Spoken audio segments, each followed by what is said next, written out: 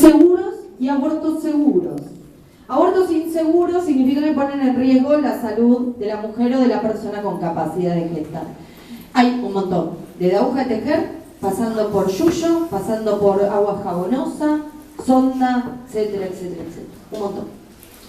Abortos seguros, donde no se pone en riesgo la vida de la mujer o de la persona con capacidad de gestar, son dos. El medicamentoso y el AMEU, que es la aspiración manual endouterina. Ahora explico. El medicamentoso implica dos medicamentos, mifepristona y misoprostol, dos. Acá en nuestro país solo tenemos misoprostol, nos falta la mifepristona, que es fundamental, ¿sí? Lo que estamos reclamando como campaña nacional por el derecho al aborto legal, seguro y gratuito es la producción pública de misoprostol y mifepristona. ¿Para qué? Para que no sea un negocio de las farmacéuticas, porque sabemos que está bastante caro y que a la vez hay venta clandestina por internet, que le venden cualquier cosa a las pibas, bueno, un desastre. Se vende solamente con receta, pero por ejemplo la provincia de Santa Fe está haciendo producción pública de misoprostol. No de mifepristona, pero sí de misoprostol. ¿Saben cómo funciona? Hay un manual de cómo hacerse un aborto con pastillas, o la página de Socorristas en Red, que establece las dosis que se tienen que dar. Bueno, son 4 dosis, léanlo, digamos, para no hacer como muy largo, son 4 dosis, 12 pastillas, bueno, bla, bla, bla. Pero siempre hay que tener atención médica, ¿no? Para hacerse la ecografía previa, ecografía posterior para ver que no hayan quedado restos, etcétera, etcétera. El otro método es el AMEU, que es como una cánula. ¿Vieron cuando una va al ginecólogo que te ponen ¿cómo se llama? Sí, pero te ponen el espéculo, ahí me salía. El espéculo, bueno, es una cánula que lo que hace es aspirar lo que tiene el endometrio. Sí, aspira el endometrio, como si fuera una menstruación. Sí. Eso lo que hace es ambulatoria, se pone un poco de anestesia local. Esa ambulatoria lo tiene que hacer un profesional de la salud y no necesitas anestesia total, no es quirúrgica y te vas caminando a tu casa, ¿sí? No tiene riesgos a la salud de la mujer y es como recomienda y como se están haciendo los abortos que son legales y en los países en que son legales, ¿sí? Nosotros estamos pidiendo también no solamente que haya AMEU en todos los centros de salud, sino que haya capacitación a los efectores de salud, porque lo que no hay es capacitación en las diferentes universidades. Igual como campaña, hemos hecho un par de cátedras en las universidades y en las facultades de medicina para reemplazar esa falta que tiene el Estado. Eso hasta acá. Esa es la situación. Nosotras, esta es la situación legal, digamos, ¿no? Es el marco legal. Pero nosotras como campaña estamos proponiendo un cambio en la legislación. Nosotras estamos exigiendo un poco más, o bastante más. Nosotras decimos que no queremos, además de los abortos por causales, queremos que las mujeres puedan interrumpir su embarazo de manera voluntaria hasta las 14 semanas sin tener que dar ningún tipo de causal, ¿sí? Por eso es falso el debate que a veces se plantea respecto de aborto legal sí o aborto legal no. ¿Por qué? Porque el aborto ya es legal por causales. Lo que nosotros estamos pretendiendo o exigiendo es que sea voluntario a partir de la semana 14 de gestación. Y ese es el debate que se está dando. Por supuesto, lo que sucede es que en ese debate, quienes están en contra de los derechos de las mujeres, nosotras no los llamamos provida, nosotras decimos que las providas somos nosotras porque defendemos la vida de las mujeres y de las personas con capacidad de gestar, por supuesto que aprovechan para discutir todo y recortar todo tipo de derechos, ¿no? Pero bueno, en esa disputa y en esa pelea estamos y en esa exigencia. A nosotras como campaña nos parece que tenemos un amplio consenso en la sociedad en general y que lo que falta es que los diputados y diputadas se den cuenta y legislen en función de un derecho fundamental para la vida de las mujeres. Así que eso. No sé cómo estamos de tiempo. ¿Cómo estamos? Allá, pregunta pues yo. Tenemos. Bien. Yo tenía un par de, como soy docente, tenía unas actividades para hacer. Pero si quieren podemos abrir. Ah, no, sí, tengo eso. Gracias. Tengo una.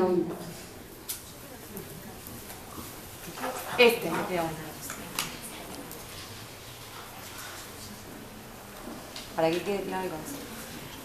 ¿Sabes qué dice el caso FAL? Dice que si fuiste violada o tu salud o tu vida están en peligro, tenés derecho a un aborto. En cualquier hospital público del país. O sea, si te forzaron a tener sexo, Tenés derecho a un aborto. Aunque haya sido tu novia, tu marido, o alguien que conozcas.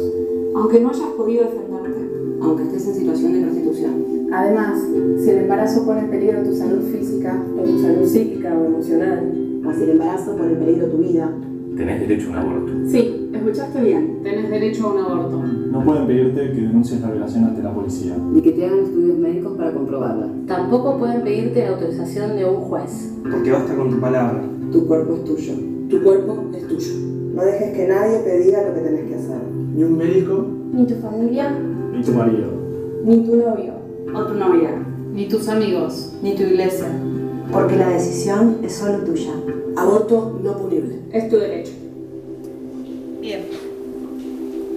Quedó claro el concepto, ¿no? Nosotras, Un pequeño repaso del proyecto de ley que estamos presentando. Ustedes saben que hay más de 10 proyectos en total presentados.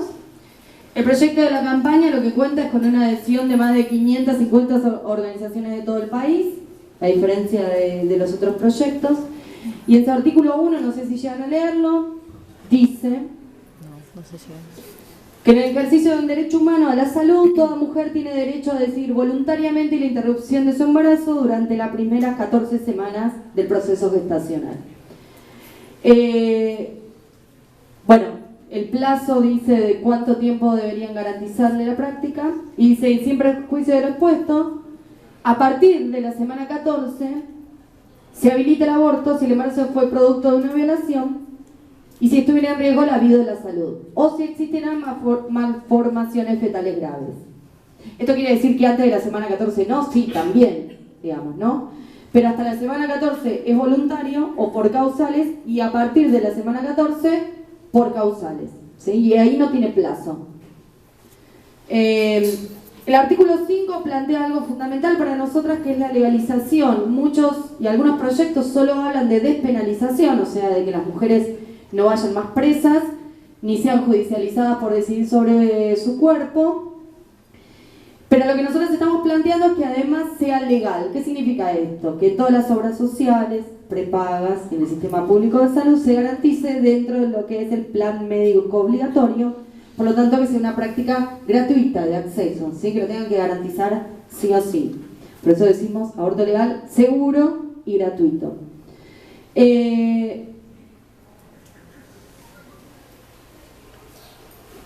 Acá tenemos el tema de la edad, que también está siendo un debate muy fuerte. En el artículo 8 nosotras tomamos la reforma del Código Civil, que plantea que a partir de los 16 años cualquier niño o niña adolescente, en realidad cualquier adolescente a partir de los 16 años, tiene autonomía suficiente para decidir en aspectos centrales en su vida. Y antes también, digamos, pero tiene que tener niveles de tutelaje, bueno. Porque hubo un debate, de hecho una de las que preside las comisiones dijo, pero escuchá, no sé si lo vieron que dijo, no puede, una nena de 13 no puede comprar un litro de cerveza y se va a poder hacer un aborto. Claro, señora, comprarse un litro de cerveza no es un evento fundamental para una niña de 13 años en su vida. En cambio, un embarazo y una gestación es un evento fundamental en su vida, y por supuesto que tiene que tener decisión, ¿sí? Y tiene capacidad de decisión respecto de ese evento fundamental. Uno de los debates fuertes que se está dando en el Congreso es respecto de la edad, ¿no? Las adolescentes no deberían poder hacerse un aborto por este mismo prejuicio que estábamos hablando antes. Hay como una idea flotando siempre respecto de la adolescencia, que la adolescencia es un momento de descontrol, ¿no? Que están todo el tiempo alcoholizados, drogados y teniendo sexo. Primero les invito a todos a pensar en su adolescencia, si efectivamente fue así, y no. Y después hay una construcción de un estigma respecto de la adolescencia que es muy fuerte, ¿no? Nosotros como docentes después lo vamos a ver, lo van a ver, que se genera como un odio, ¿no? Al ser adolescente, donde son quienes más están reclamando al día de hoy que haya educación sexual integral, ¿no? Entonces ese estigma habría que darlo vuelta. Y a la vez, según nuestras estadísticas y los números que manejamos, quienes más abortan son mujeres adultas con hijos, o sea, que saben lo que fue una gestación, que saben lo que fue una maternidad, no son las adolescentes alocadas que tienen sexo sin cuidado, ¿no? Y en tal caso tendríamos que evaluar cuántos de esos embarazos adolescentes son producto de abusos de varones adultos, ¿no? ¿Por qué no hablamos de eso? Bien. El último artículo dice que incluida los derechos y beneficios comprendidos en la presente ley todas las personas con capacidad de gestar. Eso fue producto de la Ley de Identidad de Género, que ustedes saben que se sancionó en nuestro país, que habilita ¿qué? Si no hablo tanto yo. ¿Qué habilita la Ley de Identidad de Género? Ya se durmieron. No. Nadie sabe, dale. La identidad autopercibida, digamos, que se reconoce legalmente la identidad autopercibida, que cada uno dice que es. Bien. ¿Qué más? Habilita la ley. ¿Qué permite? A las personas que no se permitía antes. Porque autopercibirse antes también se autopercibían. ¿Qué habilita la ley? Cambiarse el DNI, que es un reconocimiento legal. Pero ojo, para garantizar la identidad de las personas que cambian su identidad autopercibida o como sea, porque hay algunos que dicen, bueno, no sé si yo me autopercibo, lo que siento, ¿viste? La percepción, el sentimiento, es como de una mezcla. No hace falta que tengan el DNI para garantizar el derecho a la identidad, porque por ejemplo ha pasado de pibes, varones, trans, que están en el proceso, o que todavía no tienen muy definido, porque están en el proceso de asumir su identidad en la escuela, y nosotros tenemos la obligación de llamarlos como esos pibes o esas pibas, también, que están cambiando su identidad como esas pibas quieren, a pesar de que tengan documento o no. Y tenemos que cambiar los registros, grandes peleas en la escuela, ¿no? Una directora me acuerdo que me decía, hasta tanto en los papeles, con este tono, ¿no? Hasta tanto en los papeles se llame Carlos, ponele, acá le vamos a decir Carlos, ¿no? Porque era una piba trans. Y ahí hay una vulneración de derechos, porque el derecho a la identidad se tiene que garantizar, sí o sí. ¿Qué querías decir? No necesito. Entonces, nosotros incorporamos ese artículo como reforma que hicimos en el proyecto del 2016, adecuándolo a la Ley de Identidad de Género, porque hay varones que tienen capacidad de gestar y que pueden quedar embarazados. Entonces ahí había un vacío legal, porque si va un varón a solicitar un aborto y solamente dice mujer. Y también fue todo un debate al interior de la campaña, si solamente poner personas. Toda persona tiene derecho. Y decíamos, no. ¿Por qué? Porque las mujeres existimos y porque nos queremos visibilizar y porque siempre si no quedamos, ¿no? Y quienes más abortamos somos las mujeres, etcétera, etcétera. Otro cambio fundamental que hicimos en el proyecto, que también se está discutiendo mucho ahora, es la objeción de conciencia, que le tocaba ya a la compañera. Amparados con la idea de que tu religión no te lo permite, hay muchos profesionales o tu conciencia, hay muchos profesionales de la salud que no garantizan derechos, ¿no? Que dicen, como mi conciencia no me lo permite, no voy a practicar el aborto. Nosotros sacamos ese artículo de objeción de conciencia porque consideramos varias cuestiones. La primera es que si vos tenés que garantizar un derecho, primero que nadie te obliga a estudiar medicina. Como nadie está obligado a estudiar educación, no sé, vos que estudias historia, ¿no? Profesora de historia. Nadie la está obligando a estudiar profesora de historia. Por lo tanto, como nadie la está obligando, ella está decidiendo y tiene que garantizar los derechos que por la profesión que está eligiendo tiene que dar. Eso por empezar. Nosotros decimos, si vos sos un profesional de la salud, querés estudiar medicina y no querés hacer aborto, dedícate a la kinesiología. Hay miles de ramas de la medicina en donde no vas a tener que practicar abortos, porque justo vas a la que tenés que practicar abortos. Y la otra cuestión también es que no puede haber objeción de conciencia institucional. ¿Qué pasó en Chile? En Chile hace poco se aprobó el aborto por causales, las mismas que tenemos nosotros. Hasta hace poco el aborto estaba completamente prohibido en Chile. Y habilitaron el artículo de objeción de conciencia. ¿Qué pasó? Pueblos enteros, ciudades enteras, hospitales enteros declarados objetores de conciencia. Por lo tanto, tenés la ley, pero no tenés la aplicación efectiva en los hospitales, porque no hay nadie que lo haga, ¿no? Entonces nosotros sacamos ese artículo porque nos parece que es importante. Como así también, si sos docente, no te podés negar a dar educación sexual integral. O no te podés negar a lo que estábamos hablando antes. Yo he tenido compañeros míos que se negaban a llamar a los alumnos como ellos querían que se llamen. No podés dar clases. ponete un kiosco, decía yo, ¿no? Digo, es medio un chiste, pero es medio en serio. Nadie te está obligando a esto, nadie te está obligando a ser docente. Entonces, bueno, puedes obligar no puedes imponer tu moral a los niños, niñas y adolescentes con los que vas a trabajar, ¿no? Eso. Si quieren, abrimos. Tengo dos cosas. No sé muy bien qué les parece mejor. Podemos abrir un debate o tengo unas actividades hermosas para hacer de casos con esto que estuvimos charlando. ¿Qué prefieren hacer? Ay, qué lindo, ¿verdad? Bueno. Hagamos como grupitos de cuántos. Ya de 10. ¿De 10. Bueno, la consigna es así. Les voy a dar un caso, ¿sí? Un caso de una escuela respecto de una situación de embarazo, una situación así. Y con todo lo que estuvimos charlando, ustedes van a tratar de ver cómo lo resolverían, ¿sí? Y después hacemos puesta en común, ¿les parece? Bien, genial. No dijeron Que se repiten, así que si el caso que lee la compañera es el mismo que de algún grupo, está bueno para sumar, digamos, que digan, nosotros también teníamos el mismo caso y sumamos para ver qué sale. ¿Sí? ¿Arrancamos? Es la situación 5. Es el día del acto del Día del Maestro. Vos andás de aquí para allá buscando cañón, micrófonos, el pendrive con el videíto, los abanderados. En el medio de esa corrida se te acerca una alumna de 16 años. Vos sabés que ella pertenece a una familia religiosa muy observante. Te dice que hace un mes que tuvo su primera vez con su novio, con quien está hace 2 años, que también es alumno tuyo. Tuvo un atraso, se hizo un test y está embarazada. Ella no se siente preparada para ser madre. Quiere estudiar luego de terminar la escuela, dice que no desea ser madre así y en ese momento, pero a la vez siente mucha culpa. Piensa en sus padres, en su comunidad religiosa, el novio quiere continuar con el embarazo, ella sabe que su familia no la va a dejar abortar y él amenaza con contarle a la familia si ella decide hacerlo. Bueno, primero, lo que nos explicaste, hablar con ella, escucharla, no invadirla, que nos cuente lo que quiere. Tiene muchas situaciones. La religión, el novio que también es alumno tuyo y es un problema porque está ejerciendo violencia sobre ella.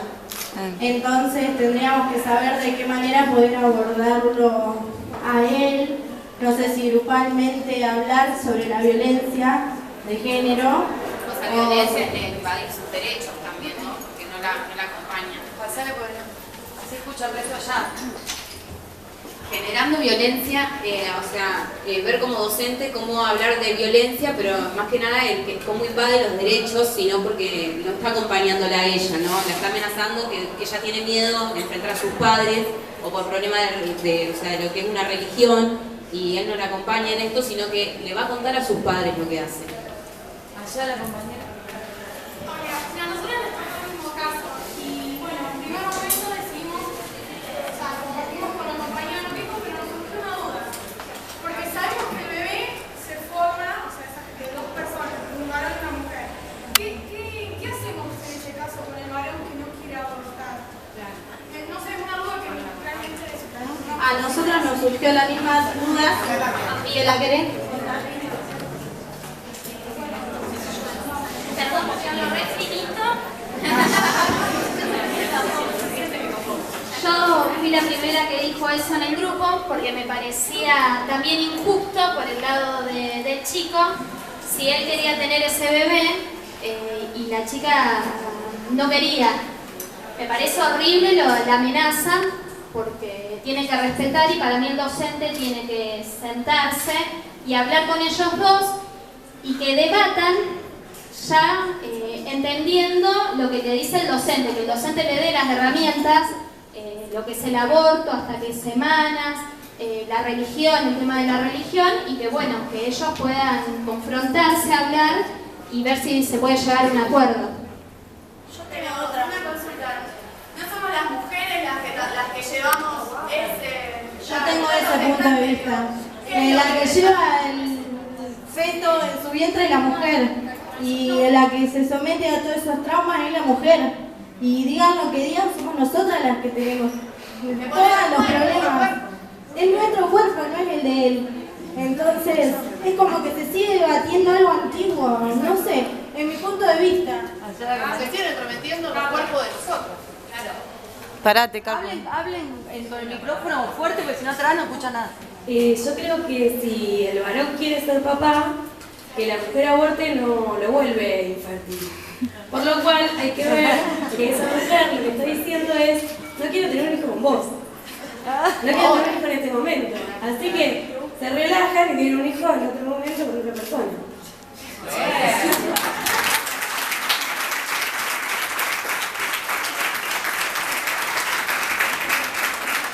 ¿Ustedes ya están? Igual me parece, además de lo que dice la compañera de Relaz, hablar con los varones adolescentes también es nuestra responsabilidad y es un derecho de ellos recibir información y también trabajar respecto de los noviazgos violentos. Hay una problemática bastante generalizada también ahora, que hay muchos alumnos adolescentes que están siendo denunciados por sus propias compañeras. En Cabo ha pasado en varias escuelas, no sé si acá ha llegado, todavía no, bueno, ya va a empezar, pero sus propios compañeros están siendo denunciados, pibes que son capaz de 15 años, 16 años, que capaz es su primera relación sexual, que la configuraron en términos abusivos. Entonces ahí es todo un debate respecto de ese pibe que se lo expulsa de la escuela, deja de estar. Por haber tenido una relación sexual abusiva, ¿se transforma en un pibe, en un adulto varón abusivo? ¿O hay que trabajar respecto de los noviazgos violentos, de las relaciones? Porque también los vínculos violentos se van construyendo y las dinámicas de violencia, ¿no? Como también si tenemos un alumno que robó una vez, ya está, es un pibe chorro, robó una vez, ¿no? Si el hecho te constituye como persona o es un hecho de tu vida que es pasible de cambio, de reflexión. Y en relación a la situación de los varones me parece que es así. Sí, hay que tener cuidado en lo que decía la compañera en estas especies de careo, ¿no? De situaciones. Me hiciste acordar de lo que vos planteabas, que una piba acusó a uno de sus compañeros allá en Buenos Aires en tercero.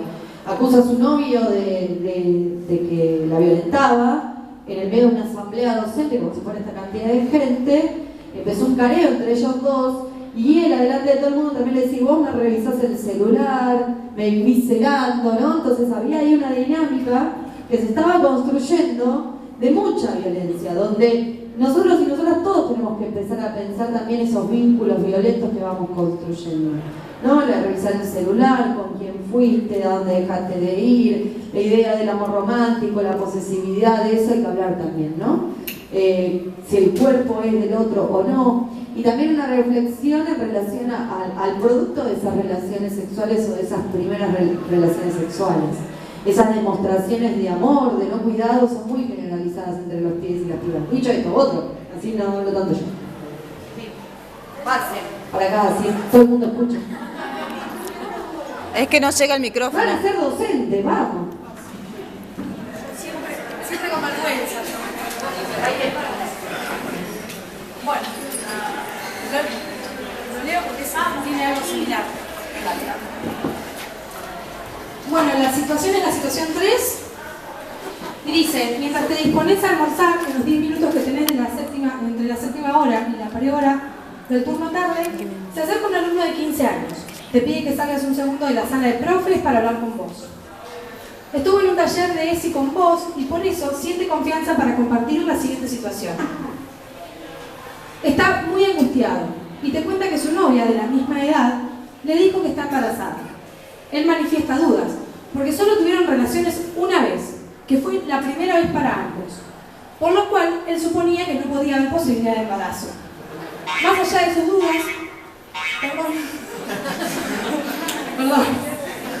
más allá de sus dudas, él dice estar muy decidido a continuar con el embarazo, aunque ella dice que no lo quiere.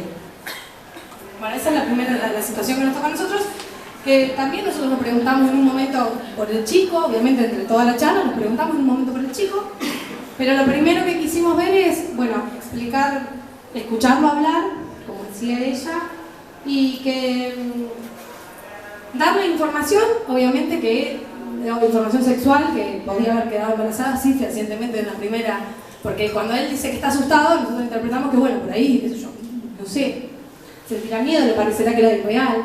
Después hablábamos de que, bueno, necesita cómo se enteró de ese embarazo, cómo confirmaron ese embarazo, también para saber. Yo te miro una más, miro todos. Cómo confirmaron ese embarazo, hablamos también de hacerme entender que ella tiene derechos de elegir. En este caso nosotros lo que nos veíamos era, porque si ella decide abortar, en este caso no hay una causal, como explicaba, ¿no? Salvo que, como tiene 15 años y por ahí corre riesgo su salud, esa puede ser una causal. Correcto. Pero como fue consensuado, no dice nada, supuestamente fue consensuado, por lo que él da a entender, entonces en ese caso pensábamos, bueno, capaz que si nos toca el día de mañana, ya para ese entonces tengamos una ley diferente, entonces por ahí podamos explicarles desde otro lado. Hoy en este caso podríamos abordar desde el tema de que ella tiene derecho a elegir sobre su propio cuerpo y sobre su vida, y que él tiene que respetarla, porque es ella quien, como dijo la compañera, lo lleva, y es ella quien pasa por todas las cuestiones, tanto físicas como psicológicas. Así que bueno, eso y algo más que me olvido, que hablamos.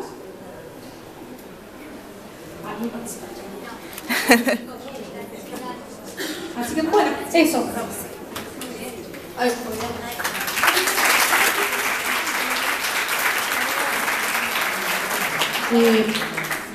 A ver, la Nata hizo una editorial el otro día diciendo que si los varones no tenían ningún derecho a decidir sobre esa gestación, como mencionaba la compañera de allá de Tojitos, entonces tampoco tenían ninguna responsabilidad después respecto de ese niño, ¿no?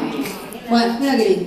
Bueno, pero ese tipo de argumentos son los que se empiezan a dar, ¿no? Entonces, si no tenemos el derecho a decidir si nace o no nace, entonces no nos pidan que nos hagamos responsables. Como si todos los varones se hicieran responsables, ¿no? La gran mayoría de las cabezas de familia en el último censo de la Ciudad de Buenos Aires arrojó que son mujeres, ¿no? Porque los varones no están. Hay unas compañeras que dicen que, bueno, que los varones abortan cuando abandonan a... Exacto. Entonces, me parece eso, y sí. Igual nos quedamos en el otro respecto a la familia, que no le dimos una cosa con el grupo de ustedes. Con el diálogo hay que establecerlo con ella. Si bien él viene a contar, y hay que escuchar, por supuesto, el diálogo después respecto de la decisión, no hay que mediatizarlo, sino hay que tratar de buscar un diálogo con ella, porque la que está embarazada es ella y no él. Y respecto de la familia, de la amenaza de la familia, contárselo, siempre mantener la privacidad y preguntar. Si la piba quiere que lo contemos, se cuenta. Siempre se respeta la intimidad. ¿Otro? En situaciones, por ejemplo, abusivas, de violencia, nos enteramos que el padre la está violando o les pega sistemáticamente y viene y nos lo cuenta y dice, por favor no cuentes nada. En esas situaciones también nosotros tenemos que avisar que vamos a romper ese pacto de confianza y de silencio. Tenemos que decir, mirá, yo voy a romper este pacto, voy a contar porque esta situación la tengo, y le tiene que quedar claro a esa niña o a ese niño que van a romper ese pacto de privacidad. Porque hay algunas situaciones y explicarles que es para cuidarlos, eso hay que hacerlo. Nosotros no podemos ir a hablar con la directora de la escuela, con nuestras compañeras, ni con nuestras parejas respecto de situaciones, o no les pongamos nombres a las situaciones, ¿sí? Grupo de WhatsApp, no va. Y si vemos que compañeros nuestros docentes lo están haciendo, alertárselos. ¿Qué? No, quería preguntar si eso se decía a la directora. No necesito. Bueno, pero para romper el pacto de silencio, ¿vos qué vas? ¿En dónde lo contás? Porque sí, a ver, vos tenés un niño, por ejemplo, que está en una situación de desprotección en su círculo familiar. Lo están abusando, le están pegando. Entonces vos ahí rompes ese pacto de silencio porque estás garantizando un derecho superior, que es la protección de su salud, por ejemplo. Entonces ahí rompes su derecho. Tiene que ver con los derechos contrapuestos. Entonces, le rompes de su derecho a la intimidad, pero estás protegiendo su salud psíquica. En este caso, en el del embarazo, no estás protegiendo ningún derecho a ir a contra, estás protegiéndote vos, porque vos querés cubrirte, porque no querés tener problema con la institución. Pero a vos te habilita el marco legal para mantener la intimidad, la confidencialidad, etcétera, etcétera. Sí. Nosotros tenemos una situación como la que... Bueno, vení a hablar acá.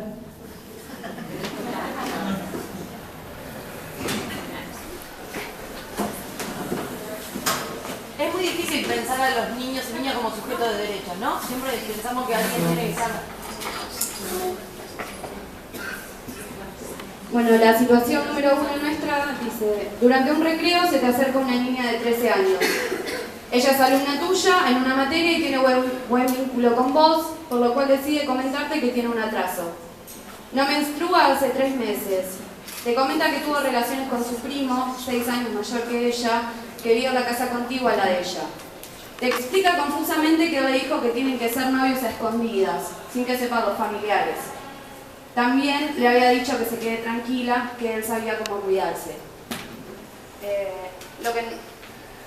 Más allá de todo lo que dijeron, más allá de lo que dijeron las compañeras, que es lo que todas estamos de acuerdo en charlarlo y abrir este canal de comunicación, lo que preponderaba era que se visualice el abuso, ¿no? Estamos hablando de una menor de 13 años con un primo 6 años mayor, por ende es mayor, y esas relaciones sexuales no pueden ser consideradas más que como abuso.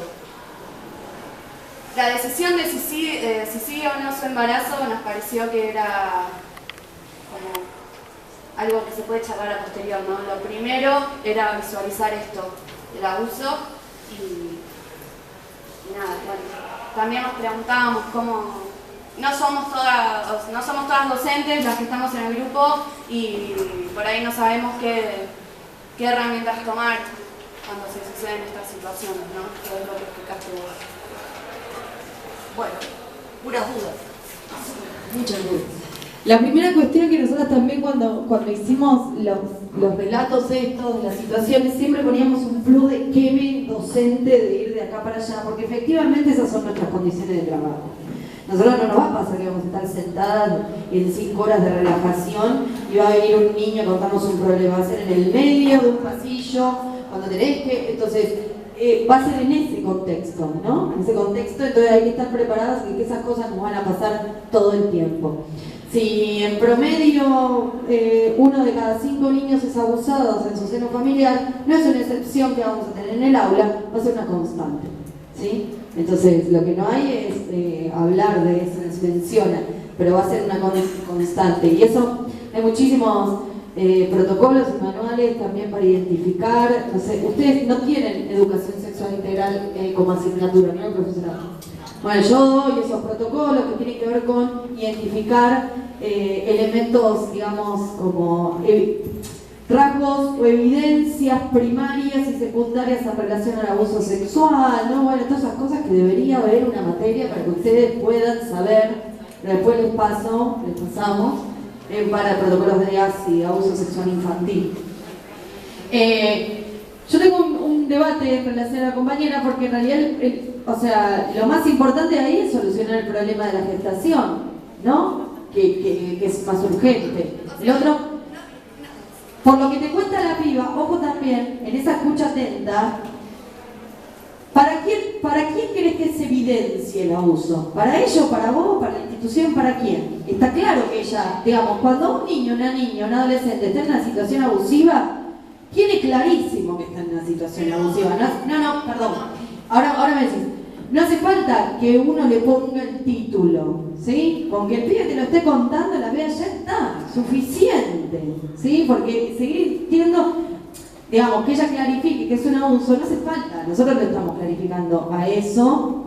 ¿Me explico qué quiero decir? A ver, pero vos qué querías. No, porque lo que nosotros decíamos, de acuerdo al testimonio de la alumna, evidentemente hay amenaza, evidentemente hay un abuso de poder. ¿Por qué? ¿En qué se dieron cuenta? ¿En qué palabra le dice el pibe? El primo le dice que tiene que quedar en... Ahí va, silencio. Y esa es la clave también de los abusos. ¿Qué es lo que le dice un adulto? Varón. Porque el 99% son varones. Hay algunas mujeres también que tienen prácticas abusivas con menores, pero la gran mayoría son varones. Silencio.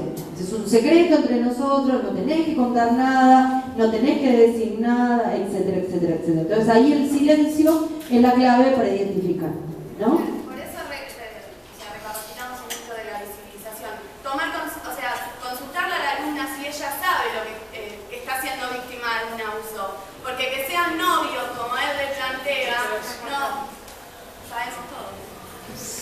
Sí, y vos. No, yo lo que quería decir es que desde el momento que te está contando la situación, yo creo que se está dando cuenta que es una situación abusiva.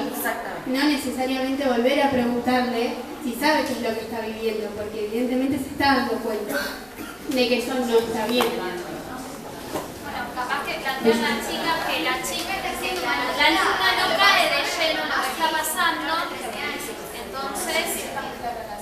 Pero ella dice A ver, de a una. Atacar a la situación del embarazo, dice la chica, estamos todos de acuerdo. Primero, a ver qué querés hacer. Tu cuerpo, tu decisión. Y después, ¿qué hacemos? Bueno, listo, vos tenés clarísimo que querés abortar, que lo querés tener, que esto. Y acá, ahí, ¿qué hacemos nosotros? ¿Qué le decimos? ¿Qué hacemos? Igual me parece que no podemos dar por sabido que ella sabe que está siendo abusada. Yo creo que no tenemos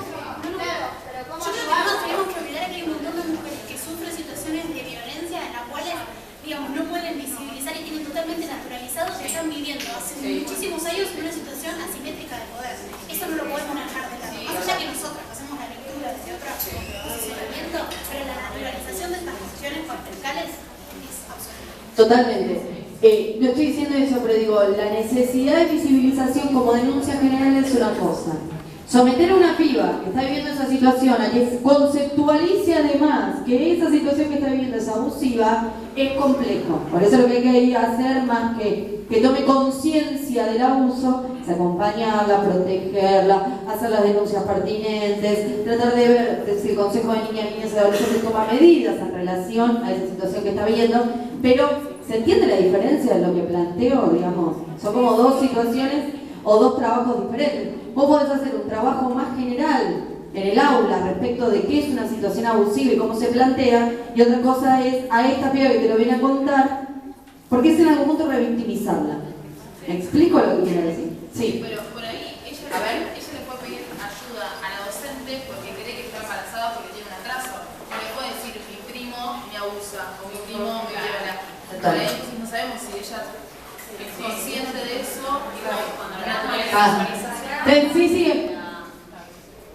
Sí, ya. Perdón, yo quiero hacer un comentario también al respecto. Cuando Manu acá hablaba de visibilizar o demás la situación, no tenía que ver con una cuestión de exponerla frente al resto, sino lo que hablábamos justamente es de que ella pueda detectar. Como estaba diciendo, justamente la compañera acá, no se está hablando puntualmente de un reconocimiento de que ella está bajo una situación de campo de abuso completamente. A eso nos referíamos, a que puedan detectar, desnaturalizar esa situación también completamente. Yo creo que por ahí es inteligente arrancar con el caso del embarazo. ¿Por qué? Porque ella ahí, ya encontrando un lugar de diálogo con alguien, puede empezar a entrar en conciencia de ella misma sin que nadie le esté diciendo las cosas. O sea, mi mamá fue abusada y tiene también, es madre de mi hermano, problemas para toda la vida. Y es al día de hoy que para mí es muy difícil llevarla a ella a un pasado de ese tipo también. Es muy delicada la situación, para que uno le esté diciendo qué es lo que está viviendo.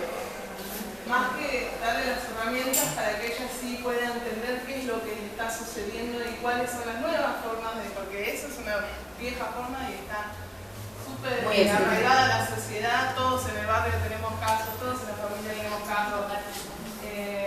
Por ahí encarar por la situación que sí nos es más fácil y la ley sí nos avala directamente en eso, es generar ese tipo de construcción dentro de ella, para que ella después diga, pero si yo tengo derechos de esto, tal vez tengo derechos en otras cosas y así.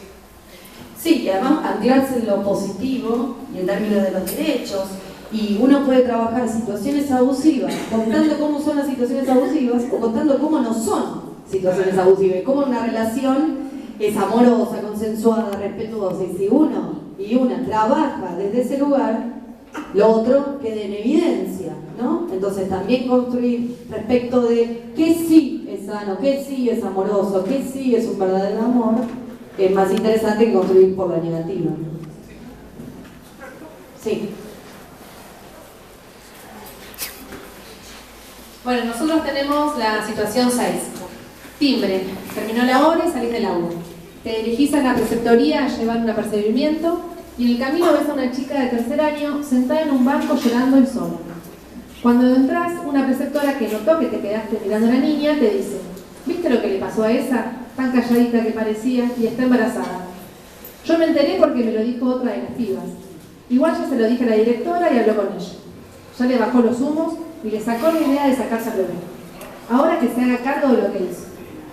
La alumna tiene 16 años. Cuando te acercas a ella, te dice muy angustiada que la directora la trató muy mal y que delante de ella y sin su consentimiento llamó a sus padres para informarles de la situación.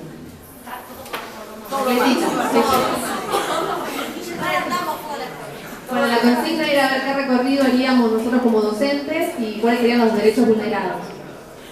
Bueno, los derechos vulnerados son el derecho a la intimidad, a la privacidad, a la confidencialidad, el derecho a la información que no le fue brindada, que fue inducida a la toma de una decisión, que es estigmatizada y que hay una violencia en general hacia todos los derechos que tiene el adolescente. ¿Y qué recorrido haríamos nosotros?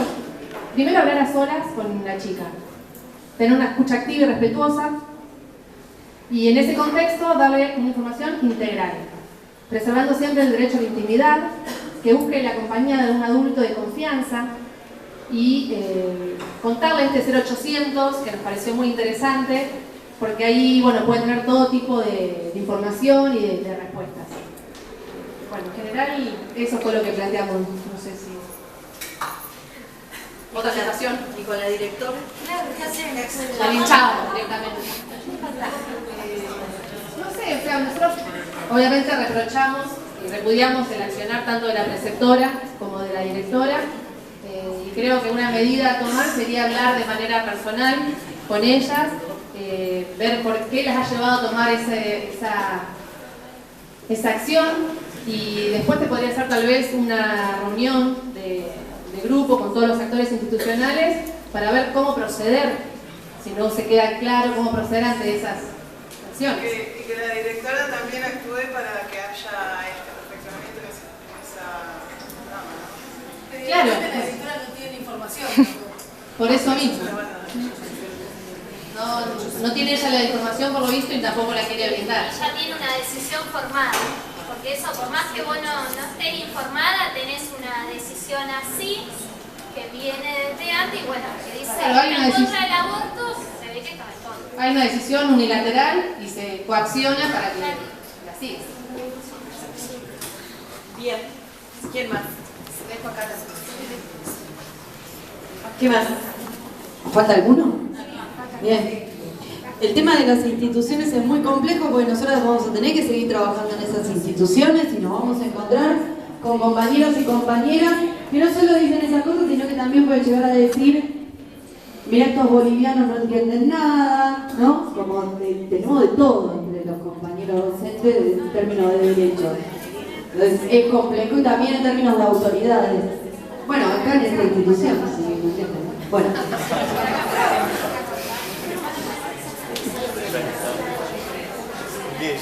Como total no soy de acá, puedo hablar.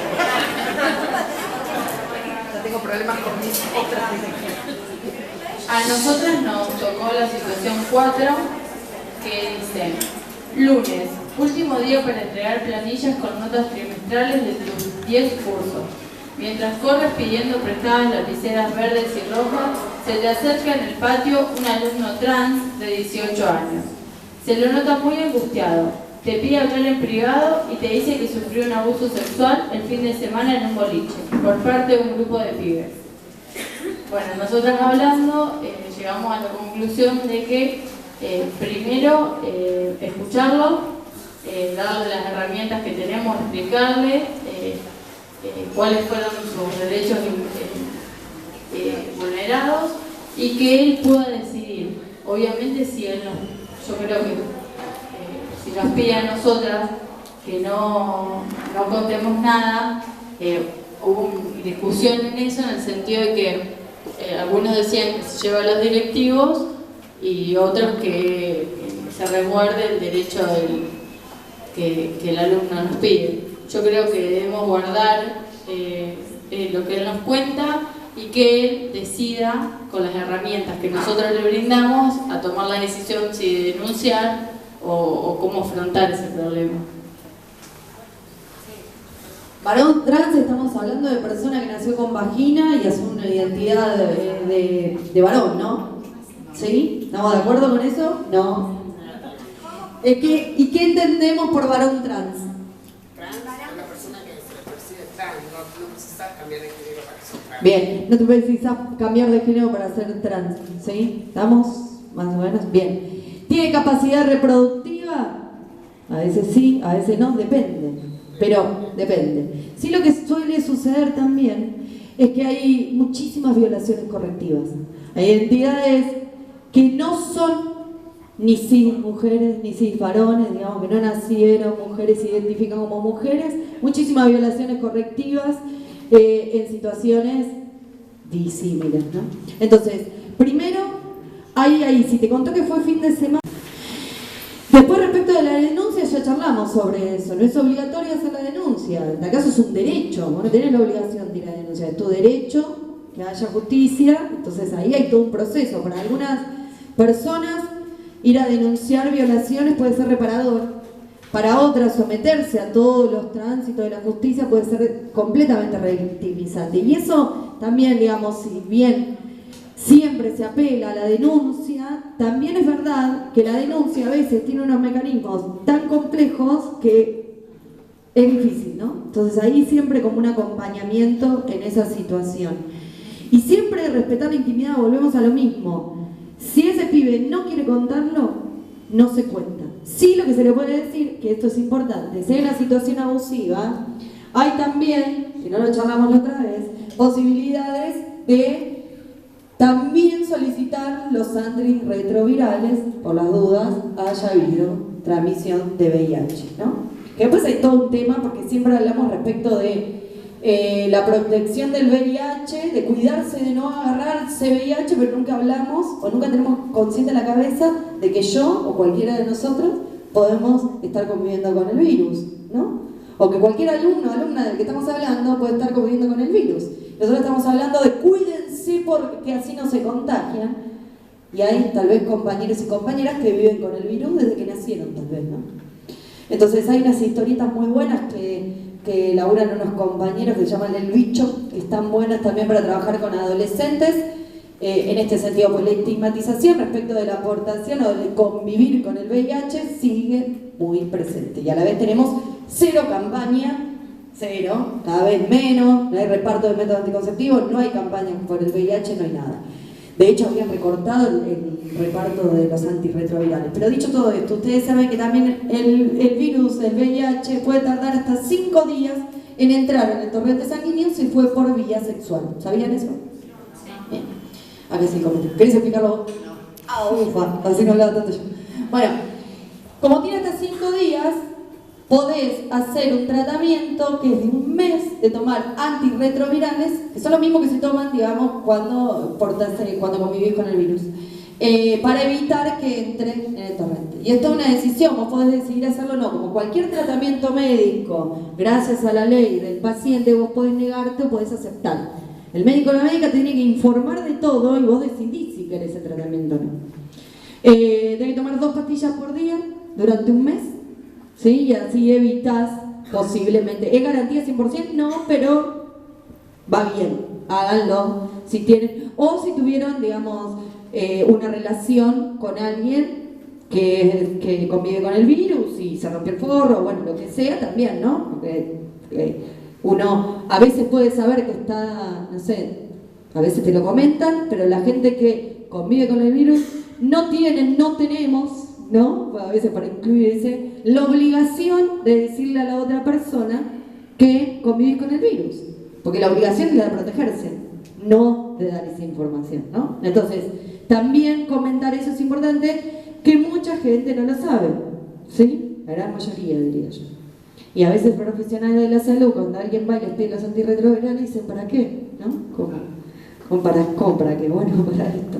Así que eso también es importante, que yo no lo mencioné, pero el tema del VIH es un tema sumamente importante. Sabemos que ya no te morís de VIH como en otras épocas, pero si hay garantía de tratamiento. Y también está el problema de la reinfección, ¿no? Bueno, muy largo. Sí. Perdón, en este caso quería preguntarte si para solicitar eso necesitas alguna orden médica. No, tenés que ir a un médico y decirle, tuve esta situación, tuve una situación de riesgo, lo que sea, digamos, dame el tratamiento y son de reparto gratuito en obras sociales prepagadas, porque están dentro del plan médico obligatorio, te tienen que dar la caja así, te la dan en la mano. ¿Sí? Y a los 15 días más o menos te hacen un estudio del hígado porque son como muy fuertes, entonces si vos tenés algún problema del hígado te miden eso porque si no las tenés que dejar de tomar. Te hacen como un estudio, si está todo bien seguís, y después tenés que hacer por supuesto un análisis. Ustedes saben que el periodo ventana, ¿de cuánto es? Ahora menos, hay unos reactivos que podés al mes y medio, 2 meses ya podés también hacerte más o menos. Pero depende, pero sí, te tenés que hacer los estudios sistemáticamente. Y además para medirte los niveles de virus en sangre, ¿sabían eso? ¿No? No es lo mismo tener alta carga que baja carga y eso es lo que hacen los antirretrovirales, ¿no? Por eso son tan fundamentales. ¿Casos? ¿Ya estamos? Acá quedamos. Ah, bien. ¿Qué? ¿Micrófono? Llegando a las corridas, 10 minutos tarde, te interpela una alumna antes de llegar al aula, antes de entrar en el aula. Ella está en 4º año, tiene 17 años. Te dice que necesita hablar urgente con vos, que fuiste su docente el año anterior. Se encuentran en el recreo siguiente y te dice que se cuidaba con pastillas, pero que se olvidó tomar algunas. Tuvo un atraso, se hizo un test casero y está embarazada. Su pareja es también alumno de la escuela. Él le dejó claro que no quiere continuar con el embarazo. Él se enojó con ella porque se sintió engañado, ya que confiaba en ella que tomaba los anticonceptivos. Bueno, un poco lo que se repitió en los otros grupos, decíamos en principio ofrecer un espacio a solas con la chica, escuchar. Acá no dice si quiere o no continuar con el embarazo, o sea que de parte de ella está claro que él no quiere. Pero bueno, también se dijo que el cuerpo es de la mujer y ella es la que toma en definitiva la última decisión. Y bueno, el diálogo es con ella, bien quedó claro. Brindando información por si quiere o si no quiere continuar con el embarazo y después decidirá, tiene 17 años. También es importante la edad, me parece que es un punto a tener en cuenta. Sí, claro, que los otros casos eran menores de edad, ya continúa. Eso, no sé si ustedes quieren agregar. Acá tenemos la misma situación y más allá de todo lo que dijo la compañera, me parece que acá tenemos una situación súper cotidiana que es la responsabilidad del varón, la responsabilidad que deja el varón en la mujer de cuidarse, de siempre estar hecha la que con los anticonceptivos. O sea, muchos varones hoy en día me han pasado situaciones donde alumnos vienen a preguntarme de que el hombre no se quiere poner un preservativo por el motivo que sea, por la excusa que sea, y muchas veces las chicas adolescentes, por el hecho de me va a dejar, Adolescentes y adultos. me va a dejar, no sé, miles de excusas que se vienen a uno mismo, le hacen caso y no se cuidan, y después llega el momento de, como esta situación, y se responsabilizan de decir, la culpa la tengo yo porque me olvidé una pastilla, 2 anticonceptivas, y el varón genera estas situaciones. ¿Cómo? Y que no se quiere acercar, realmente. Creo que es una de las más cotidianas, a mi parecer, sobre el varón no bastante responsable sobre el cuidado, es de ambos, porque si la relación es muy consentida, el cuidado tiene que venir de ambos. Más allá de que la mujer tome pastillas anticonceptivas, creo que el varón, no creo, pero el varón se tiene que cuidar, porque no el embarazo no deseado, las enfermedades, hay un montón de cosas y de falta de información que tienen los padres. Y después hablábamos de la vulneración de algún derecho y nos parecía que no, porque esto era una relación consentida, no hay ninguna vulneración de derecho en definitiva, un enojo del varón por toda esta situación que se piensa que es la mujer quien se tiene que cuidar con la realidad de ambos, las relaciones de a dos. Sí. Nosotros tenemos el mismo caso y creo que exactamente es el derecho vulnerado, que por ahí al ser menor de edad ella no tenía en claro esto de que era una responsabilidad de ambos y él está reprochando algo que en realidad se tendría que haber hecho cargo. cuidó también. Entonces, como me parece que la obligación también, sí, no sé si, a ver, sí, desinformación o saben y no lo quiso hacer, no sé cómo es el tema, porque están teniendo en cuenta que se tienen que cuidar porque la chica está tomando pastillas, pero él no está tomando ningún método. Sí, yo a la desinformación me refiero con lo que piensa la chica, que es única responsable de su situación, cuando en realidad no lo es. También eso es una cuestión de la relación. Ahí está vulnerado el derecho de ella, la relación donde él está en un mandato donde ella se tiene que cuidar y se falló algo, fue su culpa. Claro. Ahí hay una situación de poder en la relación. Bien, si bien hay que establecer un diálogo con ella, también hay que establecer, volvemos a la anterior, un diálogo con él, porque es nuestro alumno, porque está ahí, ¿no? Era nuestro alumno en ese caso. Claro, es nuestro alumno, tal vez van a seguir siendo novios, ¿no? Entonces, también hablar, en general también lo que sucede, que hablamos del otro caso, que a veces los pibes y las pibas vienen a contarnos cosas como forma, o preguntan cosas como forma de tantear si está bien o si está mal lo que está pasando, ¿no? Entonces ahí como que buscan una respuesta. Y nosotros tenemos miles de herramientas, no necesariamente tocar el caso, o vuelvo a insistir, este caso en particular, sino hablar, por ejemplo, de noviazgos violentos. Volviendo. Hay un cuadernillo, después se los mando, vuelvo a insistir, es una pena que no tengan educación sexual integral, que está bastante bueno de cómo laburar estos temas de noviazgos violentos. ¿Eso quiere decir que vamos a solucionar todo desde la escuela? No, yo no soy tan romántica.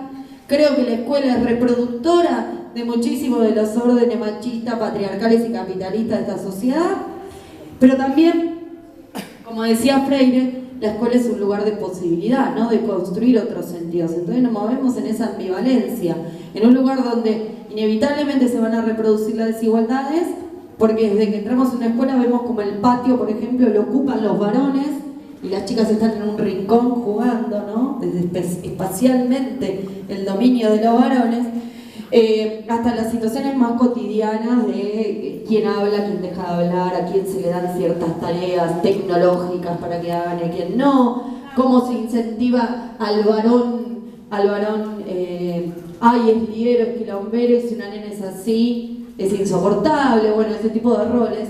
Pero sí es un lugar donde podemos empezar a hablar desde otro lugar, con los varones también, ¿no? Porque si no, siempre quedan por fuera. Entonces ahí hay que hacer un diálogo común, no un careo, pero sí una construcción de otro tipo de vínculos, ¿no? Y de relaciones. Allá. ¿Ya está? El fondo no habló, le falta. Te quería hacer una pregunta. ¿Cuál es la situación que se planteó con la directora en la situación nuestra, en mi caso? ¿Vos cómo aconsejarías proceder ante una institución que tiene esas medidas o esas acciones? Yo nunca actuaría sola. Todos y todas tenemos un sindicato, empezamos por ahí, cada uno elegirá cuál, y después tenemos un colectivo de docentes. Siempre hay que actuar colectivamente y tratar de construir colectivamente la escuela y también de manera política. Por eso siempre hay que estar sindicalizado. Eso es lo que yo haría en esa situación. Siempre igual tratar de proteger los derechos de los niños, niñas y adolescentes, pero también si hay situaciones de abuso de poder, de situaciones que no van, actuar solo no es la alternativa. Hay que actuar siempre, para mí, colectivamente y políticamente, ¿no? Gracias. Otra pregunta que me surgió. En el caso de que llegue, por ejemplo, no sé si la estudiante misma, pero no sé, llega el rumor que un estudiante practicó un aborto mal informado, lo que sea, y está en riesgo de vida. ¿Qué se hace? ¿Hay un protocolo para eso? ¿Cómo? Sí, pero... Claro, no sé, fue una clínica clandestina, se hizo mal. Y hay que ir a un hospital. Hay que ir a un hospital, no hay mucho. Claro, sí, pero digo, esa información, por lo que te están diciendo que no quieren contárselo a la familia o que te piden que no lo cuentes, ¿hay un respaldo legal para poder ir y decirlo? Porque sí, si está en riesgo la vida de una piba, por supuesto hay que actuar. Lo que pasa es que en otras situaciones no estaba en riesgo. Como te dije, si hay, por ejemplo, sabemos que el padre la está abusando, hay que actuar. La piba viene y te lo cuenta, te dice no cuentes nada, pero vos ahí tenés que actuar porque su situación. Pero si una piba está decidiendo abortar, no está en riesgo su vida, ¿sí? A no ser que se lo haga en el sistema clandestino. Por eso es tan importante la información y por eso es importante que vaya a un centro de salud. Por eso el listado de los centros de salud. Sí, tal cual, pero te digo, vos no te enteraste de toda esa situación, te enterás cuando ya está en riesgo su vida, te está diciendo, no sé, o pongamos que la familia... Pero la piba si está en riesgo, la vida no te va a pasar porque ni siquiera va a ir a la escuela, empiezan con fiebre, hay una infección generalizada. Por eso dije no una alumna, pero por ella una amiga, no sé, una compañera que está contando esta situación, te llaman. Y ahí llamas a la casa, obvio, sí. Pero Y si en la ¿cómo? casa la familia está, no sé, si fuera una situación de abuso que está dentro de la familia... Bueno, pero ahí son otros canales. Vos primero lo que tenés que proteger la vida, después vamos por los otros derechos. Si no hay vida, no hay derecho. Lo que estoy preguntando es cuál es el protocolo. Ah, después te paso, hay protocolos de abuso. Es tremendo que no haya ESI, es increíble, ¿no? Bueno, hay protocolos para todo, digamos, para situaciones de abuso, hay unos protocolos muy buenos de UNICEF, hay otros protocolos que sacó el Ministerio de Educación de cómo actuar en las situaciones y qué es lo que vos tenés que hacer protocolarmente en la escuela. Sí. Pero yo doy 3 clases de eso, ponele, ¿entendés? En mi curso de formación docente. Estamos 3 clases hablando. Vas a dar educación sexual. Hay lugares, yo mandé a mi nena al jardín y me dieron un papel. Si el docente, yo habilitaba al docente a hablarle a mi hijo de eso. En el caso que un padre ponga que no, ¿qué hace el docente? Uno, no se tiene que pedir autorización. Como nosotros no pedimos autorización para dar sumas y restas, no se pide autorización para dar educación sexual integral. ¿Por qué? Porque es un contenido, es una ley, bla, bla, bla, todo lo que dije antes. Sí, lo que podemos hacer, como cualquier cosa que informamos como docente, vos ponés estimada familia, no padres, ¿no? Porque nunca sabemos si los pibes o las pibas viven con los padres. A veces no viven con los padres y mejor que no vivan con los padres. Dicen con la abuela, viven con la tía, las familias son diversas, complejas, no son en modalidad. Bueno, vos mandás, estimada familia, hay prueba de matemática. Estimada familia, necesitamos plata para cooperadora. Bueno, así como informás, también informás que vas a trabajar contenidos de educación sexual integral. Lo que lanzó el Ministerio de Educación, que está muy bueno, que se lo recomiendo, es un cuadernillo que debería estar en las bibliotecas de todas las escuelas, que es para charlar en familia, que es de descarga gratuita. Entonces vos podés sugerir, vamos a trabajar esto en la escuela. En casa pueden trabajar con esto, que es un material que hizo el Ministerio para trabajar en las casas. Entonces eso, una cosa es informar y otra cosa es pedir permiso. Pasaba por ese papel ante la negativa de un padre o una madre. ¿Hicieron exploración sexual? Lo que pasa es que por ahí los padres, en la reunión del jardín de mi nene, hablaban de esto. Pero ellos pensaban como que iban a hablar como nos hablan a nosotros, grandes. A un nene no le van a explicar como vos nos explicabas ahora. Lo que le dicen, el cuidado del cuerpo y esas cosas. Nada más que los padres no puede tocar. Sí, los padres se imaginan cualquier cosa, cualquier barbaridad. Por eso es que muchos se niegan a que no den eso. Pasaba en el jardín. Se negaron en el jardín de tu hijo. Claro, pero porque se imaginaban otra cosa. Entonces ahí explicaron que... Me decían a explicar literal relaciones sexuales. Que hay personas que son muy cerradas y que saben. Nosotros porque estamos involucrados en la docencia y más o menos tenemos un manejo o nos damos cuenta, pero hay padres que no se dan cuenta de eso. Sí, a ver, hay que ver cada escuela y cada situación. Si ustedes ven que tienen una comunidad que es bastante cerrada por esos temas, se puede hacer una reunión explicando cuáles van a ser los contenidos. Una cosa es informar y otra cosa es pedir permiso. Vos podés llamar para tranquilizar, para decir, como cuando, no sé, haces un campamento y hay como mucha alteración porque no saben a dónde van a ir y con quién, entonces haces una reunión para explicar a dónde vas a ir, quién los va a acompañar. Entonces ahí baja un poco la ansiedad de las familias. Lo mismo que la educación sexual integral, vos tenés que buscar también un nexo, una conexión con la familia siempre. Entonces, pero eso no quiere decir pedir permiso. Vos tenés que explicar cuáles son los contenidos, y de hecho los contenidos curriculares por cada uno de los niveles está establecido, digamos, no lo podemos inventar nosotras. Y están adecuados los contenidos, y sí se explican las relaciones sexuales, adecuadas a la edad de los niños, según edad, pero se explica. ¿Cómo no se van a explicar? Por supuesto que se explica la reproducción, se explica cómo es, se explica el amor, se explica que no venimos de pollo. Todo eso se tiene que explicar. Por supuesto no en términos adultos, pero sí, claro que se explica. Yo tengo una pregunta. Sí. ¿Cuál es la diferencia, tanto judicial como médica, entre acoso sexual y violación? A ver, tengan en cuenta que yo soy docente, soy bióloga, ni soy jurista, pero te lo explico. ¿Entre qué me dijiste? Acoso sexual y violación. Jurídicamente se establece, bueno, es todo un tema, porque de hecho empezaron a haber fallos con cierta perspectiva de género, pero violación se considera si hay penetración de pene en algún orificio que no sea la boca, porque si hay penetración de pene en boca, tampoco se considera violación, se considera abuso, ¿no? Entonces, si hay penetración en vagina o en ano, sí.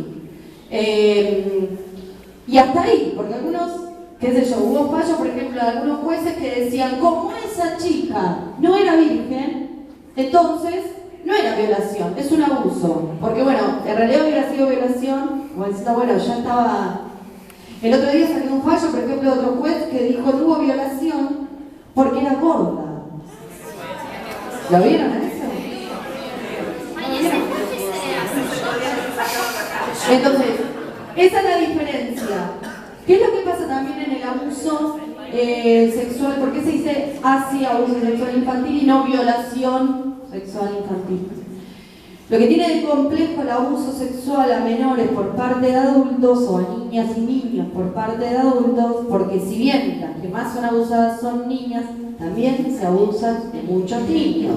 De hecho también lo estamos viendo con el tema que salió, se tapó la olla independiente, pero es ollita, es todo eso, ¿no? Bueno. La complejidad que tiene es muy complejo, y vuelvo a insistir que yo lo trato en 3 clases y me queda corto también en el programa. Es que el adulto, y lo voy a decir, a ver, como para que se entienda, sabe cómo tocar. No hay en sí mismo una situación de violencia, de forzar, sino que en general el abuso se configura. Tomen todo esto y déjenme terminar de hablar, ¿no? Se configura en términos de juegos, ¿sí? De caricias, ¿sí? Entonces, hay muchos pibes y pibas que lo que les sucede cuando en la adultez o en la adolescencia evidencian que eso que hacían cuando eran niños y niñas con un adulto, les da mucha culpa porque en algún punto sentían placer, y lo pongo entre 20.000 comillas. ¿Se entiende a lo que voy? El adulto sabe dónde tocar, cómo tocar, qué juegos hacer. Los niños y niñas tienen sexualidad. Los niños y niñas se masturban. Las que van a ser maestras de inicial, los niños más o menos y niñas, o las que tienen hijos, más o menos entre los 3 y los 5 años, se masturban todo el tiempo. Después tienen un periodo, después se vuelven a masturbar, ¿no? Entonces, el adulto que abusa sabe cómo hacerlo, ¿sí? Donde no evidencia una violencia física que una pueda verla como adulto, ¿se entiende? No es el golpe, no es, ¿sí? Algunos sí lo hacen, y sí puedes evidenciar una cola que está sangrando, ese tipo de cosas. Perdón, bueno, yo lo traigo en 3 clases, pero estoy tratando de resumirlo como... Entonces ahí es como muy complejo, porque no es violación, pero decime si no genera niveles de complejidad y de violencia muy grandes para toda la vida, ¿no? Ojo, haber vivido una situación de abuso no te configura como una víctima para toda la vida y que no lo podés superar, ¿eh? Se puede vivir también, podemos estar acá, ¿no? Todos los que estamos acá, muchísimas mujeres fueron abusadas cuando eran niños, muchísimos varones también. La vida continúa y se pueden construir vínculos amorosos y placenteros también. Así que también eso tenerlo claro, ¿no? Eso. Esta pregunta va dedicada a la docencia. Bueno. No, en el caso de las escuelas privadas, en algunas hay directores muy conservadores que no permiten que haya esta educación sexual. ¿Qué se hace? Católicas, que sean privadas y que el director sea conservador y muy religioso. Hablo, por ejemplo, en mi caso, yo no tuve educación sexual. Mi colegio súper católico, súper conservador, incluso el Estado en su momento había mandado unas revistitas y el colegio, el egresor lo recibió y como lo recibió lo tiró, no nos dejó llegar. Me han llegado a decir que las pastillas anticonceptivas eran abortivas. Claro. Imagínate, en el recreo llamando a las ginecólogas y diciendo, escuchame, yo estoy abortando todos los meses. Así, miles de situaciones que nos han dicho, nos han torturado la cabeza, sinceramente. Entonces, ponele, en un caso así, ¿qué haces? Porque esos chicos, por ejemplo yo, me hubiese gustado recibir algo de información. Si no me la daba mi mamá, no me la daba nadie. Y ni siquiera mi mamá tal vez tenía las herramientas suficientes para darme lo que necesitaba. Entonces, ¿qué hacemos con esos chicos que quedan excluidos por ideologías? La primera cuestión es que sí tuviste educación sexual, lo que pasa es que no tuviste educación sexual científica, laica, de calidad y acorde a la ley, pero una educación sexual te dieron, digamos, ¿no? Eso por empezar. Lo segundo es que para mí, si bien las escuelas confesionales de católicas tienen una impronta, a veces te llevas más sorpresas en las escuelas del Estado que en las escuelas confesionales. Hay escuelas confesionales que aplican muy bien la ley de educación sexual integral y están acorde a los contenidos. Y hay escuelas del Estado que tienen directoras, como las que hablábamos, que inhabilitan cualquier tipo de debate o cualquier tipo de contenido que se pueda llegar a dar. Lo que sí también hay que hablar es que es un problema más general. Vuelvo a insistir, vos individualmente no podés hacer nada, ni yo tampoco. Yo porque formo parte de la campaña, porque pienso que sola voy a conseguir el derecho al aborto. No, se consigue colectivamente, como cualquier derecho y cualquier garantía. Cuando se peleó la ley de educación sexual integral, también estábamos todas las feministas peleando en contra de los que decían que no había que darle educación sexual a los niños porque iban a salir a tener relaciones sexuales todo el tiempo. Sigue siendo una de las consignas más importantes de Ni Una Menos. Y Sí. el 8M, la educación. La educación sexual tal cual, 12 años llevamos y no hay efectiva aplicación. Y a la vez, eso que vos decís de las escuelas confesionales lo habilita la propia ley, que fue una negociación con la Iglesia Católica. Sileoni, ministro de Educación en ese momento, negoció con la Iglesia Católica poner un artículo que dice que cada institución, según su ideario, dará educación sexual como mejor le plazca. Eso fue un acuerdo claro entre la Iglesia y el Estado en relación a la educación sexual integral. Automáticamente la Iglesia Católica dijo, ok, hay que dar educación sexual integral, sacamos el manual para el amor, que por supuesto el amor siempre es heterosexual, entre varón y mujer, etcétera, etcétera. Entonces, tenés un cúmulo de complejidades. Y después la otra complejidad que tenés, que por lo menos en Capital y también en estas ciudades, la mitad de la matrícula está en escuelas confesionales. Y nosotros y nosotras como docentes vamos a laburar indefectiblemente en esas escuelas. Es así, porque tenemos que laburar, porque hay que pagar el alquiler. Yo pago 12 lucas de alquiler, ¿entendés? Hay que pagar el alquiler, hay que comer.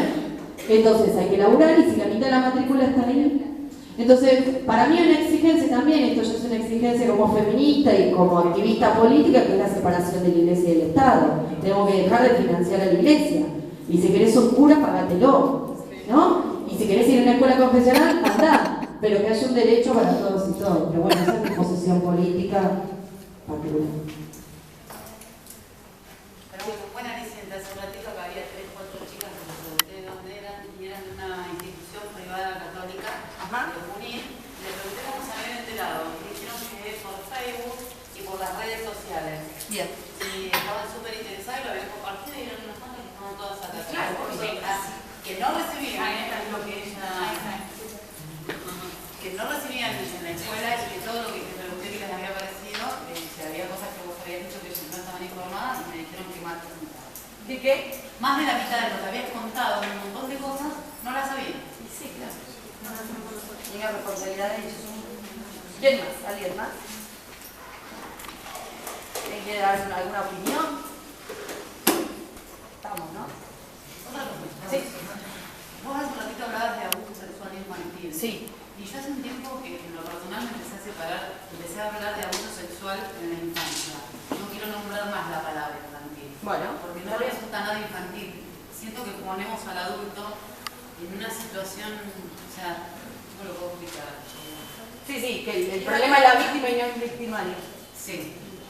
Yo hace un tiempo que eso lo logré, bueno, fui víctima en mi infancia y es verdad que vos decías que se puede salir y se puede construir una vida realmente distinta, pero dejé de decir que era abuso sexual infantil, no tiene nada de infantil, siempre cuando hablo de abuso sexual en la infancia. Gracias por contarlo. Y siempre hay que hablar en esos términos, ¿no? Como que pensar que quien te está escuchando puede haber pasado por esas situaciones de las que uno está hablando, ¿no? Seguramente acá también hay compañeras que han abortado o que conocen a alguien que abortó. Yo, antes de terminar, quisiera agradecer muchísimo la invitación. La verdad que les agradezco mucho que me hayan traído, hablando tanto con Bea. Les tuve que pedir que me paguen el pasaje porque gano 2 mangos, les pido mil disculpas, si hubiera podido pagármelo yo lo pagaba. Pero esas cosas hay que decirlo también. No sé dónde sacaron la plata, chicos, para pagar los pasajes, del centro. Pero realmente a mí se me complica mucho gastar esa guita, así que nada, eso. Y en realidad, vuelvo a insistir, a mí me tendrían que estar pagando por venir acá, ¿sí? Y por dar clase, ustedes deberían tener docentes que les estén dando educación sexual integral dentro del estatuto docente, no precarizados, etcétera, etcétera. Pero bueno, también en esa lucha estamos y los derechos no nos los regalan, sino que se conquistan luchando. Así que bueno, en eso. Muchas gracias.